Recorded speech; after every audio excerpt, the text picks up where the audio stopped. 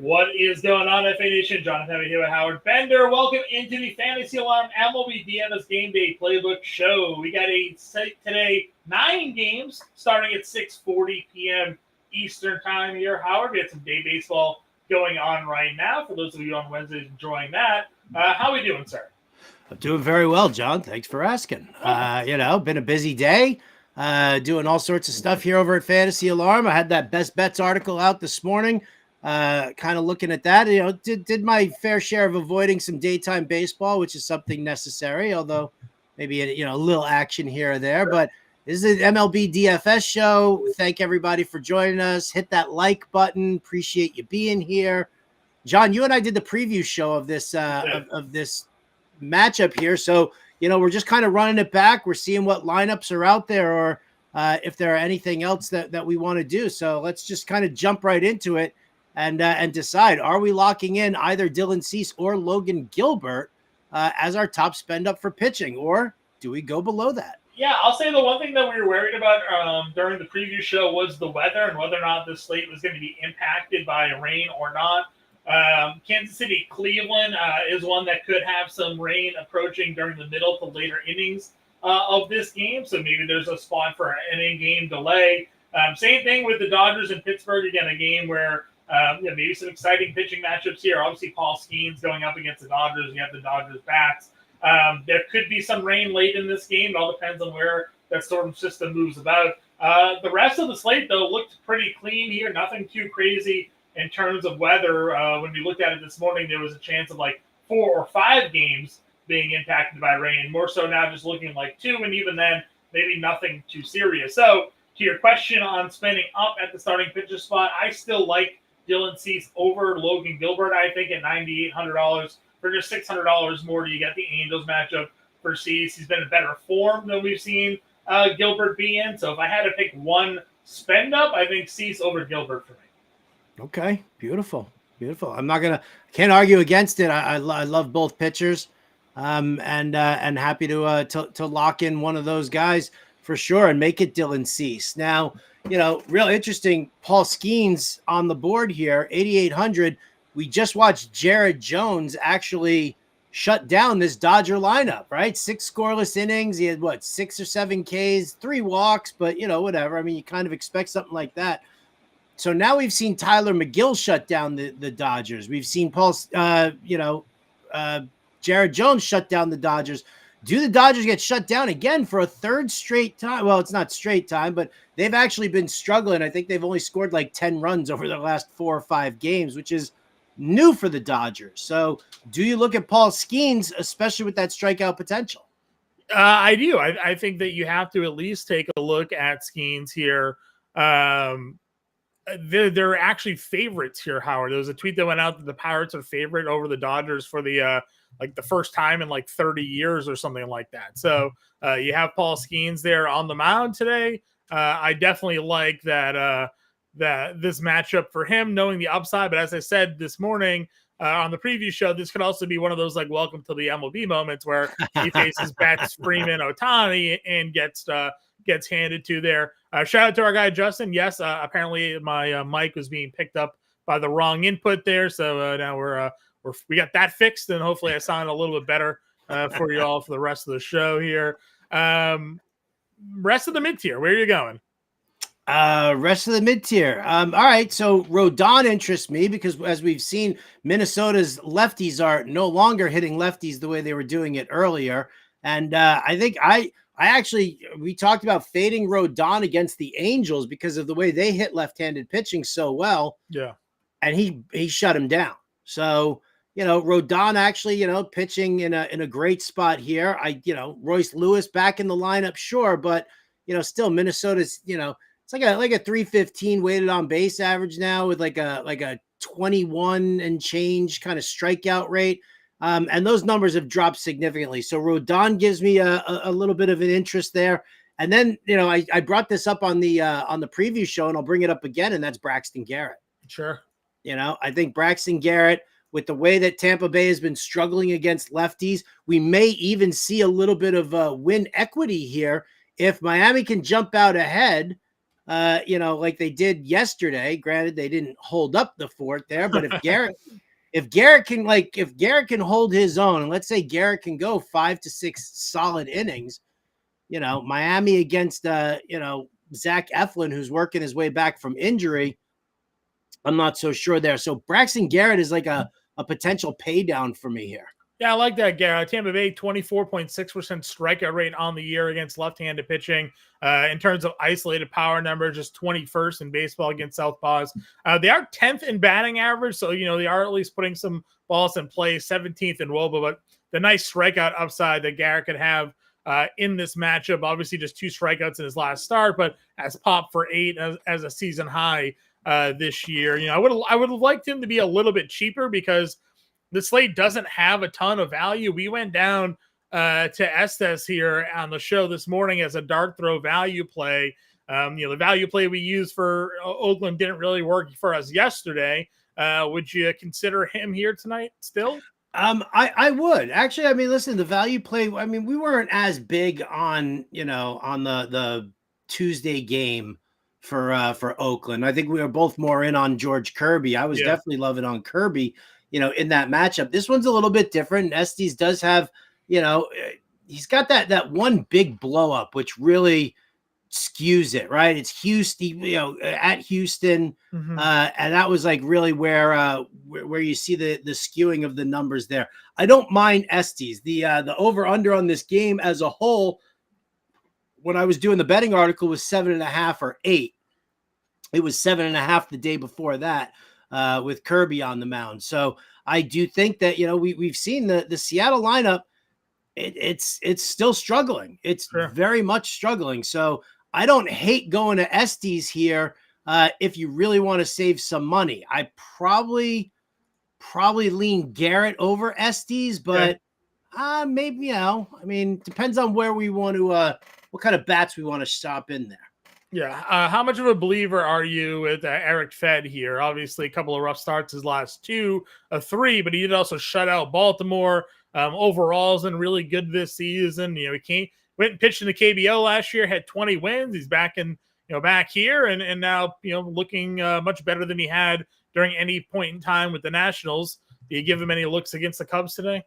I mean, I guess you can. I was kind of eyeballing his strikeout prop, which was sitting down at 4.5. I mean, his peripherals aren't too far off from what he's producing right now, so that's definitely encouraging. An 81% strand rate does seem a little bit high, but again, I like a good, he's a decent ground ball pitcher. It's not phenomenal. It's just under 50%, but I like that aspect. Would I give it a look in this situation? I mean, I guess I would, but he's definitely not a favorite of mine. I've just never really been in on him. Not to mention the fact that even though it's Tyone opposite him, does he get any kind of good quality run support? Yes, they have Lewis Robert back in that lineup now. I know, right? He went yard yesterday too. He did, went yard in his. So did Royce Lewis went yard for Minnesota in his return. So we'll see how long those guys can actually stay healthy. Any other pitchers on this slate for you here, Bender? No, I don't particularly care for anybody else here. These guys are more for targeting against than they are for utilizing for pitching. I agree. Let's move on over to the catcher spot. Obviously, we have the top end guys here that you can play. We generally look to find some value. I mentioned on the show that I wouldn't mind going Yasmani Grandal against James Paxton. We weren't sure if it was going to be Grandal or Henry Davis in the lineup. It is Grandal here. Spending down, I don't mind really any of these value plays, whether it be Wells, Grandal, or Kirk, in the low 3Ks. Well, we're going to have to really kind of look at what we want to do with Pittsburgh's lineup here, because we were talking also in the preview show about Edward Olivares. Yeah. He's batting cleanup tonight. Mm-hmm. Right? I mean, the order's out. It's McCutchen, Reynolds, Connor Joe is third, Olivares, Ke'Bryan Hayes, Nick Gonzalez, Yasmani Grandal. So I feel like we, when we were doing the preview show, anywhere from Connor through Grandal, like we were locked, we were bringing these guys up. So I guess it really kind of depends. Do we want to go Grandal as far as catching goes? Sure. And pay down for that? Or do we want to, possibly look at, other Pittsburgh bats? Yeah, I mean, I guess it depends on like how much further down we would go. Like if we're not going to use Estes, I don't mind Garver. If we weren't using Garrett, I guess Rordved's there, right? Could go Nick Fortes. Yeah, I mean you could. He's a terrible bat, but terrible bat. But no, yeah, I mean you want something that's going to be moderately productive. Right. Well, Jake Rogers. How about Jake Rogers going up against Urania? Yeah, if he's in the lineup, I certainly don't mind it. Right, he could just punch down there. So those are definitely some value spots I think you can go to if you wanted to live in the mid tier. Jonah Heim 39 against Maeda is probably okay. Corey Lee has been pretty good at the plate this year, $3,600 for him. Ryan Jeffers against Rodon, if Jeffers was maybe one of the better hitting catchers in baseball right now. So definitely can go a bunch of different spots, but we are looking to at least spend down. So maybe we decide what the catcher position we use as we kind of move across here, Howard. Yeah, let's do that. All right. First base. You mentioned Connor Joe hitting third. We kind of joked about stacking Pirates and the merits of stacking Pirates. So when you have a pitcher with near 5 walks per 9, like James Paxton does with an xFIP, FIP, and expected ERA all over 5, you got to think the comeuppance is coming here soon, and maybe that happens here today. So Connor Joe's $4,100 here in the mid tier. If you were looking to spend up today, Howard, where are you going? All right. If I'm looking to spend up today, I'm going to avoid the Dodgers just going up against Skeens. Just don't need to do that. Could look at Naylor as a possibility against Brady Singer. The meat of that order is has a lot of experience against Singer. Just looking at Jose Ramirez, looking at Naylor, in that. So I don't mind doing that. Mountcastle went yard twice yesterday. I don't know if I can go back to that. Well, I don't mind Vladimir Guerrero against Suarez. I know Suarez had a good outing his last time out, but I mean Vladdy Jr. At sub 5K, I think is optimal. Yeah, I don't mind that. Again, he was really starting to heat up. The power numbers, we wish we'd see a little bit more out of him, but could be the spot at 49. I mentioned earlier, if you were playing Royals today, you have Salvi Perez at 53. There really wasn't a lot on this smaller slate that I was really looking to target all that much. I mean, again, you had Connor Joe. We liked Nathaniel Lowe there against Maeda at $3,900. If you're not in on Eflin coming back, you got Josh Bell at 36 hitting second. I know you're not a Marlins lineup guy, but he is there. Sheets is $3,500. LeMahieu is hitting 9th today against Paddock at 33. I mean, Zardo, 2,600 hitting 5th. Yeah, right. If you want, listen, I like Brady Singer. I think he's a decent pitcher. I just, when you look at some of the guys like, Jose Ramirez, who's a switch hitter, or Naylor, who's a lefty, going up against them, there's, some encouragement there. But Manzardo is a rookie, especially since the way we've seen rookies struggle. So I would say that if I'm sitting there, if I'm looking at first base, it's probably like Connor Joe's the lowest that I really want to go at the 41. Yeah. I'd rather just kind of spend up over here at first. Sure. We have a question from Don about Yandy Diaz here. Again, we liked Braxton Garrett. We mentioned the numbers for Tampa Bay. Yandy Diaz not really performing all that well, but the Rays are relatively cheap today. So if you wanted to go against Braxton Garrett, you certainly could and go with that spot there. Don, we mentioned Rodon. We're okay going there. We think obviously we know he's an elite talent, but Minnesota, a very tough lineup to pitch against. So they are, but I still like Rodon. Sure. Getting Royce Lewis certainly helps that lineup a little bit more. Second base, again, a little bit interesting of a spot here for us. Semion's 52. You got Westberg against Barrios and Jimenez versus Singer. Not like great spots for them there. You and I, when we did the preview show, we kind of liked, again, the low 4K range with Horner, Cronenworth, and Gonzalez there. Yeah. That's kind of where we were eyeballing, and I'll stay with that also. Gleyber Torres also against Chris Paddock, I think is worthwhile to invest in there. But yeah, again, Nico Horner going up against Eric Fetty. Again, he's just 4,200. It's an underprice for Nico Horner. I remember dealing with him last year. It was like, why is this dude still 5,100? Right. It was painful. So yeah, I don't mind doing that. And then if you're looking for like, the pay down world there, I know you like IKF a lot, Isaiah Kleiner Falefa. Yep. And then, looking further down there, Otto Lopez against Zach Eflin. Lopez got, into the action yesterday, which was good to see. He tends to be a little on the streaky side. So if we're getting him now, it's better. Right. Would you go back to Colt Keith? I know you've been talking him up a little bit here. Not the greatest of current stretches here, but Jose Urena on the mound. Maybe you take a peek there for some value. Cam the man in the chat saying he loves himself some Josh Rojas here today. Rojas price tag is where? Where is Rojas on this slate? Rojas is 38 right now. Yeah, I mean, 3 straight games. It's all about whether or not you're spending down on Estes. Obviously, today you're not going to play Rojas if you aren't. If you are not using Estes, then sure, Rojas can certainly fit some build. He's had some really nice hot streaks this season. Any other second baseman, Howard? Not really. Yeah, I agree with you. Third base. What are we doing here? Well, if I'm spending up, I'm definitely spending up for Jose Ramirez. Like if I'm paying it, I gotta. I mean, you're talking about just a very, very strong track record against Brady Singer. I want to say it's like more than 40 at bats against him with like it's just fantastic numbers. So, did you make your best bets today?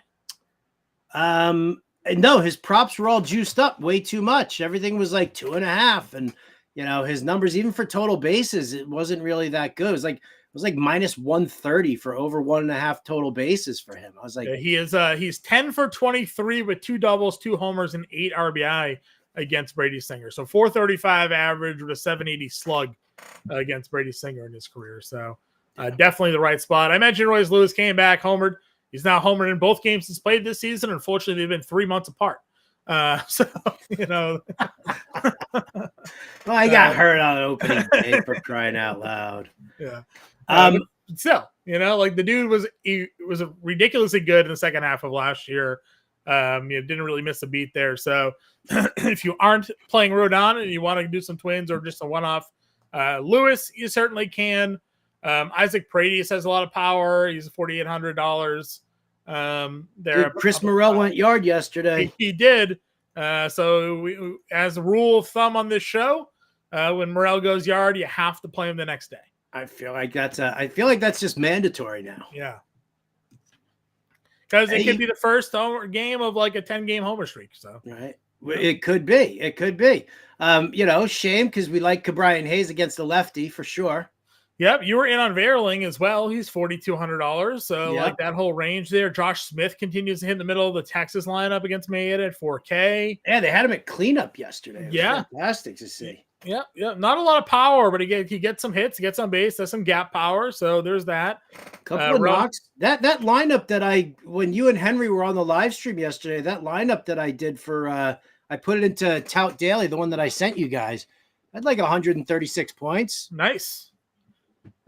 Yeah, no, we there was definitely some good plays in the lineup we built. You built on the show, and then obviously we had some overlapping parts to that build there as well.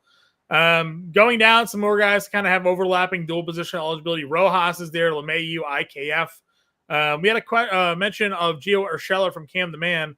We kind of know what Urshela is at this point, but 315 against righties this season. We're not on Jose Urena. If you are looking to really punt down and you want to take a look at Urshela, that's fine. Historically better against lefties than righties, but this year, obviously, the splits have been a little bit different for him. Anything else for you at third base today? No. Don, I see your outfield question. We'll get to that here in a moment. We'll get with you on the Soto versus Judge decision there. Shortstops loaded: Witt, Henderson, Betts, Seager, Volpe. Can't really go wrong with any of those 5. No, you definitely can't. And actually, I had a funny discussion with Jim Bowden yesterday on the show. And I was like, you got Witt, you got Gunnar, you got Betts, and you got Seager all at the top of the heap here. It's like the modern day version of, when we were, in the 90s of Nomar, Jeter, A-Rod, and Tejada, and the big 4 of shortstops there. And the GM was like, these guys are all better. Yeah. All locked in. This is just such an amazing crew. So if you're spending up, you can't go wrong, right? Bobby Witt's going to see Sandlin's an opener. It's going to be Logan Allen doing the bulk of the work. And so we already know what Logan Allen's all about. So that's a great spot. The lefty righty matchup for Henderson there, Mookie Betts. Again, like I said, I'll probably avoid the Dodgers. Like if you're a multi-lineup guy or girl for that matter. Mm-hmm. And I mean, like if you're playing in like a 20 max or something like that, would I put in a lineup that just completely fades Paul Skeens? Yes, I would. Just on the off chance. But if I'm just a 1 or a 2 lineup person, I'm just not going to invest right now with how cold the Dodgers bats have been. Yeah, Skeen's getting about 20% rostership here today, and I'll have the latest updates on site after today's show. Dylan Cease is your top rostered starting pitcher for today, so no real surprise, and we kind of nailed where the value is going to be at that position. Just kind of looking at like Dodgers bats in general. Not like a ton of love for the one. They're all expensive, right? The guys you'd play all super pricey. And then they have a tough matchup. So you're getting under 5% here on Dodgers bats, Ohtani, Freeman, and Betts. So everybody's afraid of the matchup, and they're all very expensive. So like you said, maybe you're in a 3 max today, maybe you're in the 20 max today. You build a lineup with the Dodgers just to be contrarian. Not a terrible team to be contrarian with, I'll tell you that much. They can go out there exactly. and lead the slate and runs scored. So those are your top guys. I think we settled in on Seager in the morning show. Just stacking against Kenta Maeda with lefty bats here. But they can't really, I don't think, go wrong with either of that grouping. Mid-tier 4K guys, again, another strong tier of guys.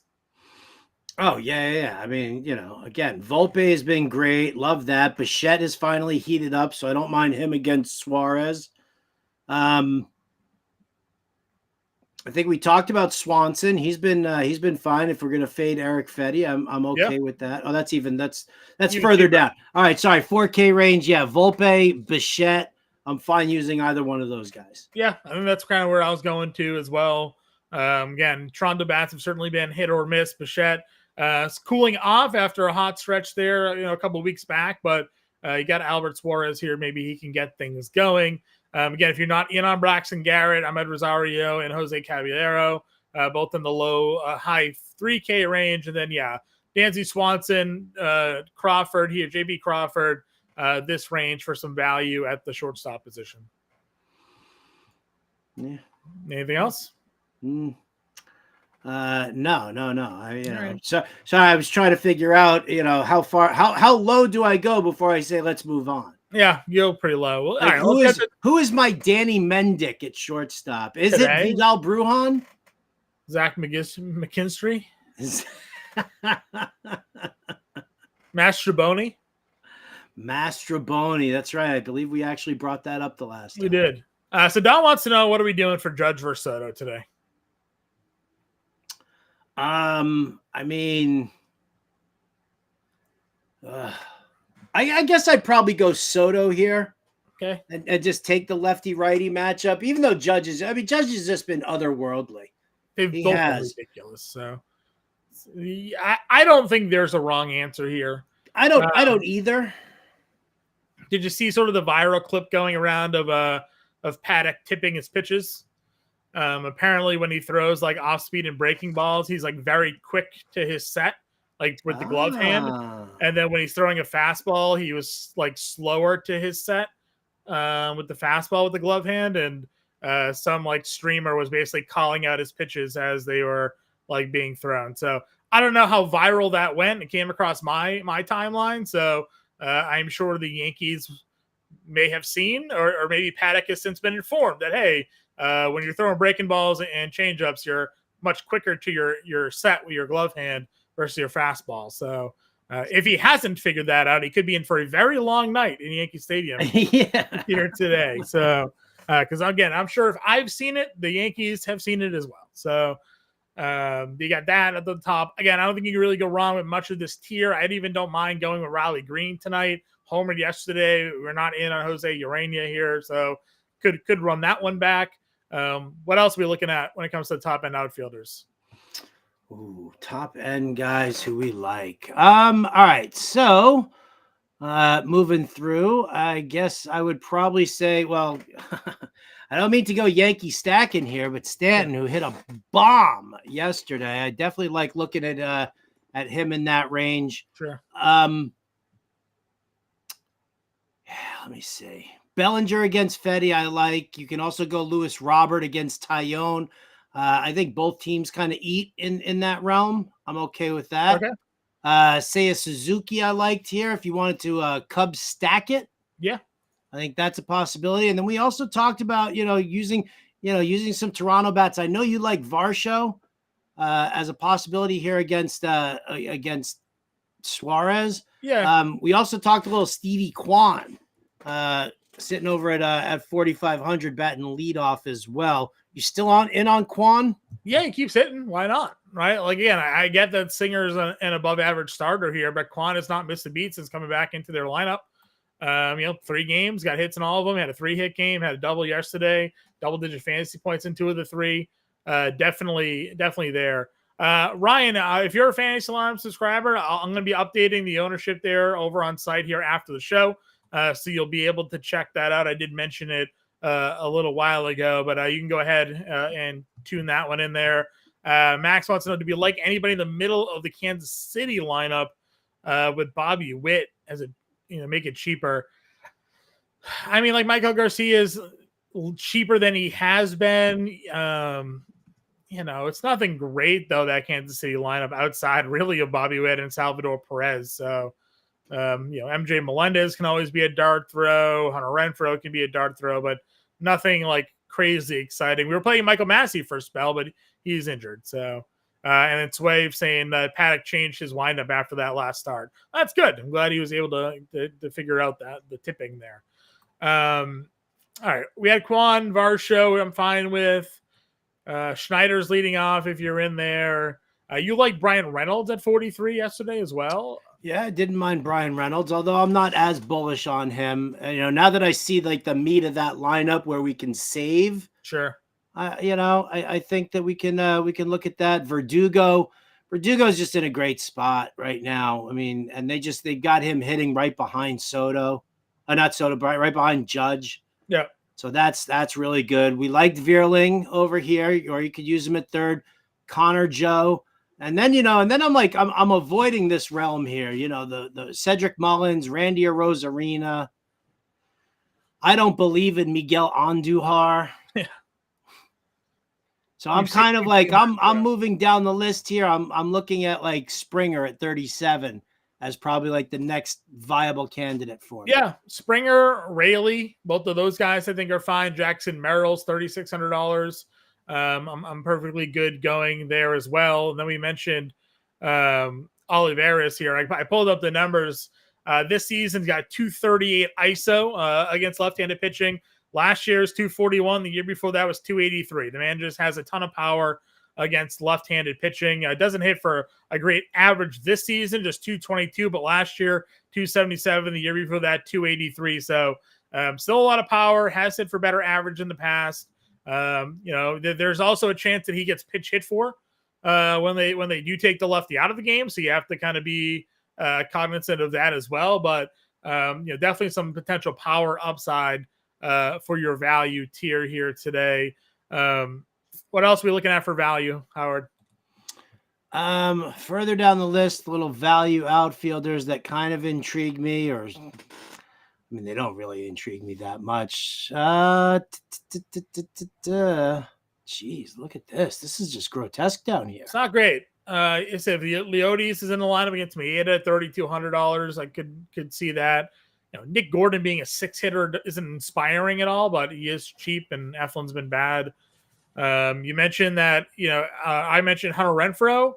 Again, Sandin's the opener. They'll have the lefty Logan Allen pitching the majority of this game. So Renfroe does hit for a lot of power against left-handed pitching. Recent form for Renfroe's been pretty good too. 986 OPS, 281 batting average with a couple of homers.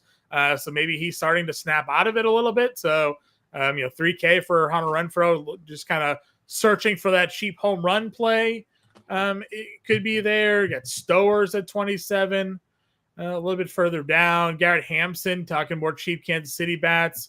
Again, he'll get the lefty. He's still hitting the ball really well, Howard. 435 over the last 10. I guess if you're playing Bobby Witt, back to this question here for Max, Garrett Hampson, probably the guy you got to play in there with him.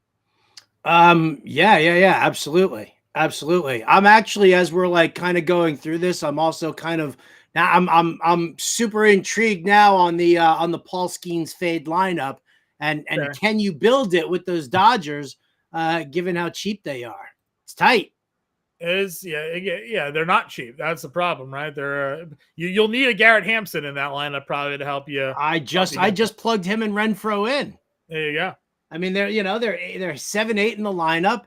It's not spectacular, but again, like you said, it's Logan Allen who's going to be the primary. They're going to try and get some innings out of him. He's a high contact pitcher. He's not very good. He does not keep the ball in the yard very well. Nope, 17% home run to fly ball rate this year for Logan Allen, and under 8K per 9. Not great numbers by any stretch of the imagination there.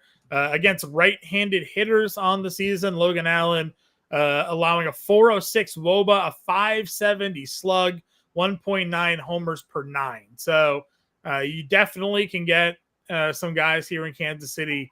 And if you wanted to play Bobby Witt in that lineup, you certainly can as well. All right, Howard, you're building a lineup. What do we got, man? All right. Well, this is like, complete fade of Skeen. So it's tough to do. Why don't we build a lineup first, like a legit one that we want to, kind of invest in? Because I don't think we want to pay up for Betts, Ohtani, and Freddie Freeman right now. I mean, you do need to like go super cheap. Sure. Just to address quickly E. Moore's comment. So we're just obviously using, Kevin Roth, Roto-Grinders, the, baseball weatherman. He's the guy to go to for these forecasts. He's a little bit more bullish on this game. He thinks the rain, if it does come, is going to come in the later innings. It may not come at all. So which one? The Kansas City game? Yeah, the Kansas City Cleveland game. So, if we trust his forecasting, then, maybe the rain comes in the 7th or 8th inning and we get most of this game in, or it doesn't come at all, as he referenced maybe later on the game. But this is key. This is why we're doing the show right now at 4:00. Next week, we're going to start doing it at 5:00 Eastern time to give us sort of that extra hour of information before we start doing the show. And then, by the time this show is end, we'll even be that much closer to the roster lock. And hopefully we'll have some more updates and official lineups for all of you. But with these games where there could be some weather, you got to make sure you're tuning in right before roster lock, 6:40 p.m. Eastern time here tonight. So you got to do what you can with that information. But at least for now, Roth is suggesting this game's going to start dry play, and maybe the rain comes a little bit at the end. So we're going to play some Cleveland KC bats in that instance. What do you got for a lineup, Howard? All right. Here you go. So pop in Cease and Estes. Oh, okay. We're going there. We're doing it. Okay. We're doing it. Like, all right. So here's my question now. I need a catcher. Oh, shoot. Who are we looking at? Was the, it was Grandal we were looking at? Or Roadved? All right. Rortvert against, all right. So pop Rortvert in there. Okay. Freddie Freeman. Okay. Garrett Hampson. Okay. Ke'Bryan Hayes.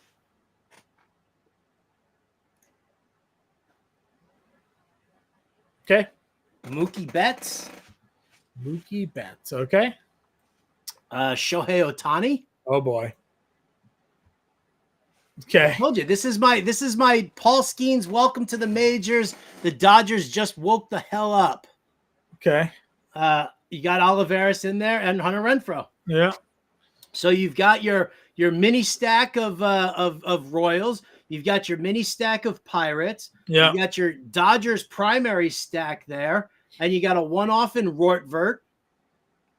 And then you've got Cease and Estes. So you could pay down from Cease to like a Rodon or Rodon, and and either leave Estes there or move up to like a Braxton Garrett type guy and then just kind of change around from there. But There it is, man. This is the Paul Skeens is going to suck tonight lineup. This is your anti-chalk pitcher lineup because Skeens, as Ryan asked for the ownership, he's the third highest roster pitcher on the slate today. So, if you're fading Paul Skeens, this is certainly the way to go. You're getting Betts, Freeman, and Ohtani in the lineup. You can't really do worse than that. So, hopefully they don't get shut down like Jared Jones did to them yesterday, and we get some runs on the board. How about this? Jack Sawinski ends up coming back from AAA and homers off glass now as the only run in that game.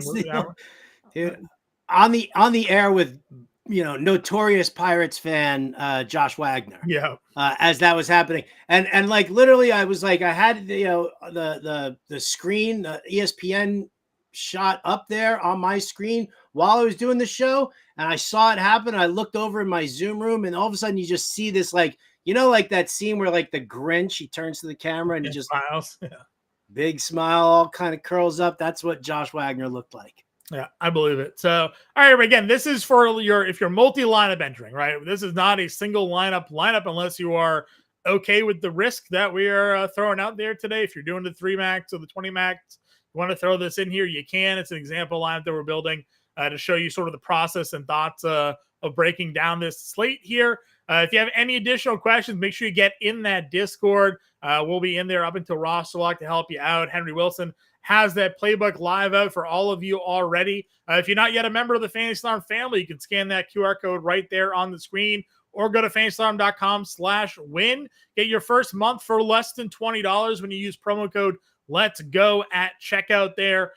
So great time to come join the family. Check out what we got going on for the MLB DFS season. Get access to. We got the fantasy football draft guide coming out soon. So if you're a fantasy football player, you want to be part of the Fantasy Alarm family with us here, get that draft guide early to help you guys dominate your fantasy football drafts, best ball drafts, and all the fun stuff that happens with fantasy football season alike. We'll be back again tomorrow, so make sure you tune in at 4 p.m. Eastern time. Myself and Henry Wilson on the show. Until then, everybody, good luck with your lineups here tonight. We'll catch you all later.